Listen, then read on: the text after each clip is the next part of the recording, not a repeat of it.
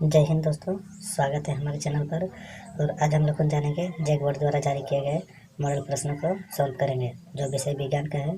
जैसे कि आप लोग देख सकते हैं, विषय विज्ञान का है और यह समय 1 घंटा का दिया गया है। टोटल क्वेश्चनों की संख्या है 50 है और सभी प्रश्नों को हम लोग सॉल्व करेंगे। वीडियो के अंत तक बने रहिएगा, जिससे आपको सभी प्रश्नों के ऑब्जेक्टिव के सही आंसर प्राप्त हो सकेंगे। तो चलिए क्वेश्चन को देखते हैं।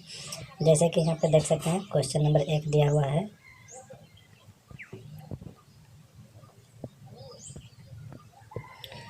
बता रहा, भारत में प्रोजेक्ट टाइगर शुरू किया गया था। भारत में क्वेश्चन नंबर 1, भारत में प्रोजेक्ट टाइगर कब शुरू किया गया था? तो ऑप्शन नंबर बी हो जाएगा इनका। 1972 से 1973 ईस्वी में किया गया था। ठीक है, ऑप्शन नंबर इनका बी सही आंसर होगा। अगला क्वेश्चन देखेंगे, दूसरा नंबर। सर्वप्रथम कोशिका की खोज किसने की थी?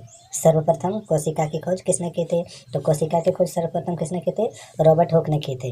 याद रखिएगा, कोशिका की खोज सर्वप्रथम रॉबर्ट हुक ने की थी। इनका ऑप्शन नंबर ए सही हो जाएगा। ठीक है, ऑप्शन नंबर ए सही आंसर। अगला क्वेश्चन देखेंगे। एक मुलायम धातु जिसे चाकू से काटा जा सकता है। एक मुलायम धातु जिसे चाकू से काटा जा सकता है, और मुलायम धातु कौन सा है? ऑप्शन नंबर बी, यानी कि सोडियम को चाकू से काटा जा सकता है। ठीक है, इनका ऑप्शन नंबर सी सही आंसर हो जाएगा। अगला क्वेश्चन देखेंगे, चौथा नंबर। निम्नलिखित में से कौन सी ऐसी धातु है जिसके विद्युत लेपन के द्वारा किसी धातु की चमक बढ़ाया जा सकता है? यानी कि क्या बता रहा है? विद्युत लेपन के द्वारा धातु की चमक को बढ़ाया जा सकता है। तो इनमें कौन सा हो जाएगा? क्रोमिनियम हो जाएगा। यानी कि ऑप्शन नंबर बी हम लोग उनका सही आंसर हो जाएगा। क्रोमिनियम को विद्युत लेपन करने से उनकी चमक बढ़ जाती है। ठीक है, 4 नंबर का ऑप्शन नंबर बी सही आंसर हो जाएगा। ठीक है, अगला देखेंगे 5वां नंबर क्वेश्चन।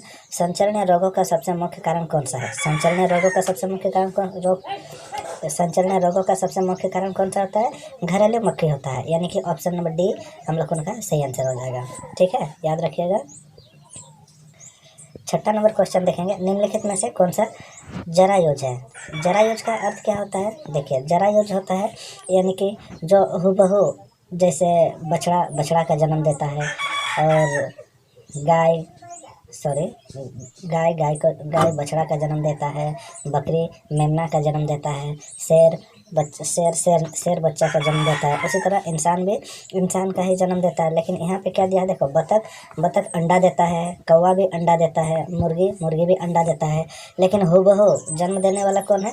देखो, इंसान है ना। इंसान के जैसा ही जन्म देता है, अंडा तो नहीं देता है। तो जरायुज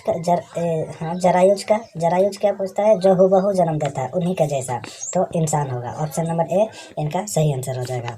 ठीक है, अगला देखेंगे 7 नंबर। शुष्क मौसम में बालों में कंघी करने पर वह बिखर जाता है, इसके लिए वो कौन सा उत्तरदायित्व है? इसके लिए कौन सा उत्तरदायित्व है? तो स्थिर विद्युतीय बल होता है। देखो, स्थिर विद्युतीय बल क्यों होता है? जैसे हम लोग को नहाते हैं तो हम लोग उनका मुंडी क्या होता है? भींगा हुआ रहता है, और भींगा हुआ रहने से क्या होता है? बाल आपस में चिपक जाते हैं। लेकिन जब बाल का सूख जाता है, मुंडी हम लोग उनका जब सूख जाता है तो देखना बाल बिखर जाता है। और किसके कारण बिखर जाता है? ये सूखने के कारण, जिसमें से पानी बाहर निकल आ जाता है और वो स्थिर हो जाता है। बाल सब हम लोग उनका क्या हो जाता है? हल्का हो जाता है, जिसके कारण वो बिखर जाता है। यही क्वेश्चन में बताया गया है कि वह कंघी करने पर वो बिखर जाते हैं। किसके लिए बिखर जाता है? तो स्थिर विद्युत बल के कारण बिखर जाता है। ठीक है, इनका ऑप्शन नंबर बी सही आंसर होगा। अगला क्वेश्चन देखेंगे 8वां नंबर। निम्न में से किस ईंधन का ऊष्मायन सबसे अधिक होता है? देखो, लकड़ी का ऊष्मायन कम होता है, केरोसिन का भी थोड़ा कम होता है, एलपीजी का भी थोड़ा सा कम होता है, और हाइड्रोजन का सबसे अधिक होता है। लकड़ी की तुलना में केरोसिन का अधिक होता है, और केरोसिन की तुलना में एलपीजी का अधिक होता है, और इन तीनों की तुलना में किनका अधिक होता है? हाइड्रोजन का सबसे अधिक होता है। यानी कि इनका सही आंसर हो जाएगा हाइड्रोजन। ठीक है, क्वेश्चन नंबर 8 का सही आंसर 8 नंबर हो जाएगा। ठीक है, अगला क्वेश्चन देखेंगे। इनमें से कौन सा गुणसूत्र शिशु के नर लिंग का निर्धारण करता है? शिशु के नर लिंग का निर्धारण करता है। देखो, नर यानी कि क्या होता है? पुरुष, और मादा यानी कि क्या होता है? मादा स्त्री। नर में कौन सा युग्म पाया जाता है? XY युग्म पाया जाता है, जबकि मादा में कौन सा युग्म पाया जाता है? XX युग्म पाया जाता है। ठीक है, तो नर और मादा का संयोजन से देखो नर से एक्स और मादा से भी एक्स, दोनों में से अगर एक्स एक्स मिलेगा तो मादा युग्म का जन्म होता है। ठीक है, याद रखिएगा, मादा यानी कि स्त्री का जन्म होता है। एक्स एक्स के मिलने से स्त्री का जन्म होता है, जबकि एक्स और वाई मिलने से नर का जन्म होता है। नर यानी कि पुरुष का जन्म होता है। ठीक है, याद रखिएगा, यानी कि एक्स वाई मिलने से पुरुष का जन्म होता है। तो क्वेश्चन में हम लोग उनका क्या बता रहा, शिशु, नर शिशु का निर्धारण करता है। तो इनका ऑप्शन नंबर ए सही आंसर हो जाएगा। ठीक है, अगला देखेंगे, मानव नेत्र में वस्तु का प्रतिबिंब किस भाग पर बनता है। मानव नेत्र में वस्तु का प्रतिबिंब किस भाग पर बनता है, तो रेटिना पर बनता है। ऑप्शन नंबर ए सही आंसर हो जाएगा, याद रखिएगा। अगला क्वेश्चन 11 नंबर, खरीफ फसल का उदाहरण है। खरीफ फसल का उदाहरण कौन सा है, तो खरीफ फसल हम लोग उनका धान होता है। खरीफ फसल के अंतर्गत धान आता है, जिनका ऑप्शन नंबर डी सही आंसर हो जाएगा। ठीक है, अगला क्वेश्चन देखेंगे, सौर परिवार में कितने ग्रह हैं। सौर परिवार में कितने ग्रह हैं, तो 9 ग्रह हैं। याद रखिएगा, सौर परिवार हम लोग उनका कुल सौर परिवारों की संख्या 9 होता है, याद रखिएगा। ऑप्शन नंबर डी सही आंसर है। अगला देखेंगे, घर्षण क्या होता है, हानिकारक होता है, लाभदायक होता है, ना हानिकारक होता है ना लाभदायक होता है, कुछ मामला में हानिकारक तथा कुछ मामले में लाभदायक होता है। तो इनका सही आंसर देखो, घर्षण देखो कभी जरूरी होता है, कभी जरूरी नहीं भी होता है। लेकिन किसी किसी कार्य के दौरान घर्षण क्या होता है, आवश्यकता होता है, किसी किसी कार्य के दौरान घर्षण आवश्यकता नहीं भी होता है। तो इनका सही आंसर हो जाएगा ऑप्शन नंबर डी, कुछ मामले में हानिकारक भी होता है और कुछ मामले में लाभदायक भी होते हैं। ठीक है, क्वेश्चन नंबर 13 का ऑप्शन नंबर डी सही आंसर होगा। अगला क्वेश्चन देखेंगे, पैराशूट बनाने के लिए किस रेशे का उपयोग किया जाता है। तो पैराशूट बनाने के लिए नायलॉन रेशे का उपयोग किया जाता है। ठीक है, पैराशूट बनाने के लिए नायलॉन रेशे का उपयोग किया जाता है, जिससे क्या होगा, नायलॉन फटता नहीं है तुरंत, इसीलिए। नहीं तो जो आकाश ड्राइविंग करने वाले सब क्या उनके दुर्घटनाग्रस्त हो सकते हैं, इसलिए नायलॉन होते हैं। 15 नंबर क्वेश्चन देखेंगे, मानव के कानों के श्रोता परास क्या है। श्रोता यानी कि मानव के कानों के सुनने की शक्ति क्या होती है। मानव के कानों के सुनने की शक्ति 20 हर्ट्ज से लेकर के 20,000 हर्ट्ज तक हो सकते हैं। हर्ट्ज ऐसे होता है ना, सॉरी ऐसा नहीं, 20,000 हर्ट्ज, जिसको शॉर्ट में HZ कहा गया है। यानी कि 20,000 से 20 हर्ट्ज से 20,000 हर्ट्ज तक होता है। ठीक है, इनका ऑप्शन नंबर ए सही आंसर हो जाएगा। अगला क्वेश्चन देखेंगे, 16 नंबर, किस तंत्र के उपयोग से भूकंप की तरंगों का रिकॉर्ड किया जाता है। किस यंत्र के उपयोग से भूकंप की तरंगों का उपयोग किया जाता है, तो भूकंप के तरंगों का रिकॉर्ड किया जाता है, सॉरी, किस यंत्र के उपयोग से भूकंप की तरंगों का रिकॉर्ड किया जाता है। यानी कि भूकंप आते हैं ना, उनकी कितनी तीव्रता थी, तो वो किनके माध्यम से रिकॉर्ड किया जाता है, तो भूकंप लेखी के माध्यम से रिकॉर्ड किया जाता है कि भूकंप जो आता है वो कितना स्पीड से भूकंप आया है, उनका तीव्रता क्या थी। ठीक है, तो भूकंप लेखी के माध्यम से रिकॉर्ड किया जाता है। अगला क्वेश्चन देखेंगे, 16 नंबर का ऑप्शन नंबर सी सही आंसर है। ठीक है, 17 नंबर देखेंगे,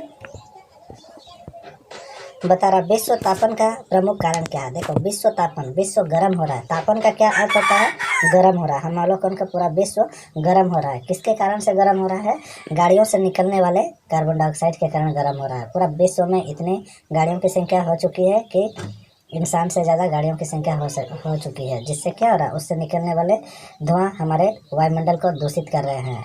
ठीक है, इसीलिए तो वृक्ष लगाने का अभियान, वृक्षारोपण अभियान चालू किया गया है, जिसके कारण गाड़ियों से निकलने वाले कार्बन डाइऑक्साइड को सोख सके और ऑक्सीजन प्रदान कर सके। ठीक है, इनका प्रमुख कारण क्या है, इनका ऑप्शन नंबर डी हो जाएगा, कार्बन डाइऑक्साइड की बढ़ती हुई मात्रा। ठीक है, और 17 नंबर का ऑप्शन नंबर डी सही आंसर हो जाएगा। 18 नंबर देखेंगे, संकटापन प्रजाति है। संकटापन प्रजाति है, कौन सा प्रजाति है, यानी कि देखो गाय भी हानिकारक नहीं होता है, सॉरी घोड़ा हानिकारक नहीं होता है, गाय भी हानिकारक नहीं होता है, कुत्ता भी उतना हानिकारक नहीं होता है जितना बाघ होते हैं। बाघों की संख्या एक तो हमारे भारत में घटती जा रही है, जिससे क्या हो रही है, लुप्त होते जा रही है, बाघों की संख्या हमारे देश में लुप्त होते जा रही है। ठीक है, यानी कि ऑप्शन नंबर क्या हो जाएगा, ऑप्शन नंबर डी सही आंसर हो जाएगा 18 नंबर का। 19 नंबर क्वेश्चन देखेंगे, जंतु कोशिका में क्या अनुपस्थिति होते हैं। जंतु कोशिका में क्या उपस्थित नहीं होते हैं। ठीक है, इनमें से क्या उपस्थित नहीं होते हैं जंतु कोशिका में, कोशिका झिल्ली होते हैं, केंद्रक भी होते हैं और जीवद्रव भी होता है, लेकिन क्या उपस्थित नहीं होता है? कोशिका भित्ति उपस्थित नहीं होता है। तो इनका सही आंसर हो जाएगा ऑप्शन नंबर सी। ठीक है, 19 नंबर का ऑप्शन नंबर सी उपस्थित नहीं होते हैं। 20 नंबर क्वेश्चन देखेंगे। जल के शुद्धिकरण में किस धातु का उपयोग किया जाता है? जल के शुद्धिकरण में क्लोरीन का उपयोग किया जाता है, जिससे क्या होता है? पानी को साफ किया जा सकता है, दूषित जल को साफ किया जाता है। ठीक है, अगला क्वेश्चन देखेंगे 21 नंबर। विश्व के पहले प्रतिजैविक का क्या नाम है? विश्व के पहले प्रतिजैविक का क्या नाम है? पेनिसिलिन है, याद रखिएगा, पेनिसिलिन है। ठीक है, ऑप्शन नंबर डी सही आंसर है। अगला क्वेश्चन देखेंगे। पानी में हाइड्रोजन एवं ऑक्सीजन की अनुपात क्या होती है? पानी में हाइड्रोजन एवं ऑक्सीजन की अनुपात क्या होती है? 2:1 होती है, याद रखिएगा ना, 2:1 होती है। तो इनमें ऑप्शन नंबर क्या हो जाएगा? ऑप्शन नंबर ए हो जाएगा। 22 नंबर का ऑप्शन नंबर ए हो जाएगा। हाइड्रोजन और ऑक्सीजन की अनुपात क्या होता है? 2:1 होता है, यानी कि ऑप्शन नंबर ए सही आंसर है। ठीक है, 23 नंबर क्वेश्चन देखेंगे। निम्न में से किस जीव में द्विखंडन द्वारा जनन होता है? द्विखंडन द्वारा किस में जनन होता है? तो द्विखंडन अमीबा में होता है, याद रखिएगा। ठीक है, ऑप्शन नंबर सी सही आंसर हो जाएगा। अगला क्वेश्चन देखेंगे 24 नंबर। द्रव का दबाव गहराई के बढ़ने से, अच्छा, द्रव का दबाव गहराई के बढ़ने से क्या होता है? द्रव का दबाव गहराई के बढ़ने से क्या हो जाएगा? कोई बढ़ता है, सॉरी, ऑप्शन नंबर बी हो जाएगा। ऑप्शन नंबर बी, द्रव का दबाव बढ़ने से उनके गहराई बढ़ने से उनका दबाव भी बढ़ता है, यानी कि ऑप्शन नंबर बी सही आंसर हो जाएगा। ठीक है, 25 नंबर क्वेश्चन। ईंधन के ऊष्मीयमान का मात्रक क्या होता है? ईंधन के ऊष्मीयमान का मात्रक क्या होता है? तो ये ऑप्शन नंबर सी सही आंसर हो जाएगा। अगला क्वेश्चन देखेंगे 26 नंबर। किशोरी अवस्था की उम्र क्या होती है? किशोरी अवस्था की उम्र क्या होती है? 11 से लेकर के 19 वर्ष तक किशोरी अवस्था आरंभ हो जाता है। ठीक है, यानी कि ऑप्शन नंबर ए सही आंसर होगा। 27 नंबर क्वेश्चन। सामान्य नेत्र के द्वारा बढ़ने के लिए सर्वाधिक सुविधाजनक दूरी क्या होती है? देखो, मानव सामान्य नेत्र में पढ़ने के लिए, सॉरी बढ़ने नहीं, सामान्य नेत्र के द्वारा पढ़ने के लिए सर्वाधिक सुविधाजनक दूरी क्या होता है? इसमें क्वेश्चन थोड़ा सा घुमाया हुआ है, लेकिन कुछ है नहीं। मानव नेत्र की स्पष्ट दूरी कितना दूरी होती है? मानव नेत्र की स्पष्ट दूरी कितनी होती है? ये क्वेश्चन है। इनका हो जाएगा 25 सेंटीमीटर स्पष्ट दूरी होती है, यानी कि 25 सेंटीमीटर से नीचे होगा तो हम लोग को धुंधला देख पाएंगे, और उससे ज़्यादा दूर हो जाएगा तो थोड़ा देखने में असुविधा होगी। ठीक है, यानी कि इनका ऑप्शन नंबर क्या हो जाएगा? ऑप्शन नंबर डी सही आंसर हो जाएगा 27 नंबर का। अगला क्वेश्चन देखेंगे 28 नंबर। फूलों, फलों एवं सब्जियों का बड़े पैमाने पर उत्पादन क्या कहलाता है? क्या कहलाता है? हेक्टिकल्चर कहलाता है। हेक्टिकल्चर कहलाता है, याद रखिएगा, ऑप्शन नंबर बी हेक्टिकल्चर कहलाता है। ठीक है, 29 नंबर क्वेश्चन।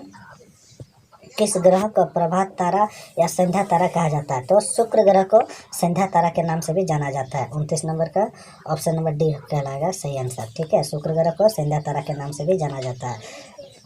प्रभात तारा यानी कि सुबह का तारा और शाम का तारा। सबसे पहले सुबह को भी दिखाई देने वाला प्रभात तारा शुक्र ग्रह ही है, और शाम को भी दिखाई देने वाला तारा शुक्र ग्रह ही है, याद रखिएगा, है ना। 30 नंबर क्वेश्चन। किस आकृति की वस्तु पर तरल घर्षण कम होता है? किस आकृति की वस्तु पर तरल घर्षण कम होता है? तो इनका ऑप्शन नंबर हो जाएगा ऑप्शन नंबर सी। नौका देखें ना, नौका का नीचे वाला तल वाला हिस्सा क्या होता है? एकदम कम होता है। आयताकार एकदम चार पर डब्बा जैसा होता है, इसका घर्षण बहुत अधिक होगा। वर्गाकार का भी बहुत अधिक होगा, और वृत्ताकार का भी बहुत ही अधिक होगा। इसलिए ऑप्शन नंबर सी नौकाकार, इनका घर्षण सबसे कम होगा। ठीक है, 31 नंबर क्वेश्चन। पदार्थ जो प्राकृतिक प्रक्रिया जैसे जीवाणु के द्वारा अपघटित होता है क्या कहलाता है? जीवाणु के द्वारा अपघटित होता है उसे क्या कहता है? जैव निम्नीकरण कहलाता है, यानी कि ऑप्शन नंबर ए इनका सही आंसर हो जाएगा। ठीक है, 31 नंबर का ऑप्शन नंबर ए सही आंसर कहलाएगा। 32 नंबर क्वेश्चन देखेंगे। ध्वनि की प्रबलता किस कारक पर निर्भर करती है? ध्वनि की प्रबलता किस कारक पर निर्भर करती है? तो आयाम पर निर्भर करती है, ऑप्शन नंबर बी सही आंसर हो जाएगा। ठीक है, अगला देखेंगे 33 नंबर। विपरीत आवेशों के बीच क्या प्रक्रिया होती है? विपरीत आवेशों के बीच क्या प्रक्रिया होती है? तो आकर्षण प्रक्रिया होती है, याद रखिएगा, ऑप्शन नंबर ए सही होगा। ठीक है, 34 नंबर क्वेश्चन देखेंगे। हरित गृह प्रभाव और वैश्विक तापन के लिए मुख्य रूप से उत्तरदायी को उत्तरदायी गैस है? कौन सा गैस है? तो देखो, कार्बन डाइऑक्साइड तो गाड़ियों से निकलते हैं, जिससे क्या होता है, हमारे ओजन परत नुकसान हो रहे हैं, और साथ ही क्या होता है, विश्व गर्म हो रहे हैं। और मीथेन भी है, देखो मीथेन गैस भी हम लोगों के लिए हानिकारक होता है। तो यानी कि ऑप्शन नंबर ए और ऑप्शन नंबर बी दोनों कहलाएंगे, यानी कि ऑप्शन नंबर सी दोनों। ठीक है, 34 नंबर का ऑप्शन नंबर सी दोनों आंसर। ठीक है, 35 नंबर क्वेश्चन देखेंगे। वह पुस्तक जिसमें किसी संकटापन्न प्रजातियों का रिकॉर्ड किया जाता है वो क्या कहलाता है? ऐसा कौन सा खाता है जिसमें प्रजातियों के, जिसमें नुकसान हो, कोई चीज़ नुकसान हो तो उसमें रिकॉर्ड किया जाता है, जैसे सुनामी आए, भूकंप आए। इनका ऑप्शन नंबर हो जाएगा रेड डाटा। ठीक है, याद रखिएगा, 35 नंबर का option number D red data कहलाएगा। 36 नंबर क्वेश्चन क्या होगा? निम्न में से किस पदार्थ जीवाश्म ईंधन है? निम्न में से कौन सा पदार्थ जीवाश्म ईंधन है? तो जीवाश्म ईंधन कौन है? कोयला है। कोयला प्राकृतिक रूप से पाया जाता है। ठीक है, ऑप्शन नंबर डी सही आंसर हो जाएगा। अगला क्वेश्चन देखेंगे, 37 नंबर। कोशिका में कोशिका द्रव के बीच खाली संरचना होती है, जिसे क्या कहते हैं? देखो, कोशिका में कोशिका द्रव के बीच जो खाली संरचना होती है उसे क्या कहते हैं? उसे रिक्तिका कहा जाता है, याद रखिएगा। ठीक है, उसे रिक्तिका कहा जाता है। कोशिका और कोशिका द्रव के बीच जो खाली स्थान होता है उसे रिक्तिका कहा जाता है, यानी कि ऑप्शन नंबर सी हम लोग उनका सही आंसर है। ठीक है, अगला देखेंगे, कौन सी अधातु कमरे के ताप पर भी वायु के साथ अभिक्रिया करती है? वायु के साथ अभिक्रिया करती है, तो ये हो जाएगा श्वेत फास्फोरस, यानी कि कमरे के ताप पर भी अभिक्रिया करती है। ठीक है, ऑप्शन नंबर ए सही आंसर हो जाएगा 38 का। अगला क्वेश्चन देखेंगे, क्विंटन की प्रक्रिया की खोज किसने की थी? क्विंटन की प्रक्रिया की खोज किसने की थी? तो क्विंटन हम लोगों का क्या होता है? लुई पास्चर ने की थी, याद रखिएगा, है ना। क्विंटन की प्रक्रिया की खोज किसने की थी? लुई पास्चर ने की थी, यानी कि ऑप्शन नंबर डी सही आंसर हो जाएगा। ठीक है, 40 नंबर क्वेश्चन देखेंगे। जब चालक विलयन में विद्युत धारा प्रवाहित की जाती है तो विलयन के रंग में परिवर्तन होता है, वह संकेत क्या करता है? क्या कहता है वो संकेत? विद्युत धारा के रासायनिक प्रवाह का संकेत देता है। ठीक है, ऑप्शन नंबर ए सही आंसर हो जाएगा। अगला क्वेश्चन देखेंगे, 41 नंबर। विश्व में सर्वप्रथम एक भेड़ का क्लोन विकसित किया गया था, जिनका नाम क्या था? जिनका नाम डॉली था। ठीक है, 42 नंबर क्या बता रहा? तरल है। तरल क्या है? तरल समझते हैं ना, यानी कि लिक्विड अवस्था में होता है उसे तरल कहा जाता है, यानी कि क्या जाए, द्रव और गैस, द्रव को ही तरल कहा जाता है, जिनका ऑप्शन नंबर बी सही आंसर होगा। ठीक है, अगला क्वेश्चन देखेंगे, 43 नंबर। विद्युत उपकरणों में लगी आग बुझाने के लिए सबसे अच्छा अग्निशामक कौन सा है? विद्युत उपकरणों में लगी आग को बुझाने के लिए सबसे अच्छा उपयुक्त पदार्थ कौन सा है? तो इनका होता है कार्बन डाइऑक्साइड है। जैसे विद्युत उपकरणों में लगी आग को बुझाने के लिए कार्बन डाइऑक्साइड है, वहाँ अगर जल का छिड़काव करेंगे तो विद्युत उपकरण खराब तो ऐसे ही हो जाएंगे, अगर आग से बच गया तो पानी से खराब हो जाएंगे। ठीक है, इसलिए कार्बन डाइऑक्साइड का उपयोग किया जाता है, याद रखिएगा। लड़कों के गले के सामने उभरा हुआ भाग क्या कहलाता है? जिसमें देखो, उभरा हुआ कंठ कहा जाता है, यानी कि कंठमणि कहा जाता है, ऑप्शन नंबर ए सही आंसर होगा। ठीक है, 45 नंबर क्वेश्चन। श्वेत प्रकाश सूर्य के प्रकाश कितने रंग के होते हैं? सूर्य के प्रकाश कितने रंग के होते हैं? 7 रंग के होते हैं। ठीक है, ये तो आप लोग जानते ही हैं। अगला क्वेश्चन देखेंगे, 46। एक स्थान पर एक ही प्रकार की बड़ी मात्रा में उगाए गए पौधों को क्या कहते हैं? एक ही स्थान पर बड़ी मात्रा में उगाए गए फसल को क्या कहते हैं? उनको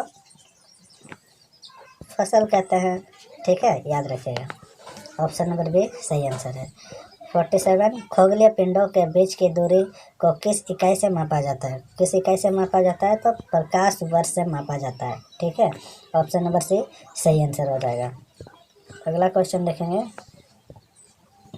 घर्षण चिकने सतह की अपेक्षा रुखे सतह पर अधिक होता है, यानी कि 48 का ऑप्शन नंबर ए सही आंसर होगा। ठीक है, 49।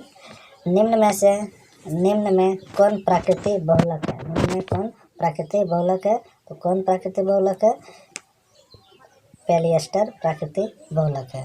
सॉरी, पॉलिएस्टर नहीं होगा, सेलुलोस होगा, ठीक है, सेलुलोस याद रखिएगा। प्राकृतिक बहुलक है, सेलुलोस है, ठीक है, यानी कि ऑप्शन नंबर बी सही आंसर होगा। लास्ट क्वेश्चन, जो ध्वनि सुनने की अप्रिय लगती है उसे क्या कहते हैं? देखो, सुनने में जो अच्छा नहीं लगता है, जो ध्वनि आवाज़ को सुनने में जो अच्छा नहीं लगता है उसे क्या कहते हैं? शोर कहा जाता है, यानी कि हो हल्ला। देखो, शोर या हो हल्ला दिया रहे तो दोनों में से कोई एक होगा, ठीक है। आई होप आप लोगों को सभी प्रश्नों के आंसर प्राप्त हो चुके हैं। अगर दोस्तों हमारी वीडियो अच्छी लगे तो लाइक कीजिएगा, शेयर कीजिएगा और सब्सक्राइब कीजिएगा।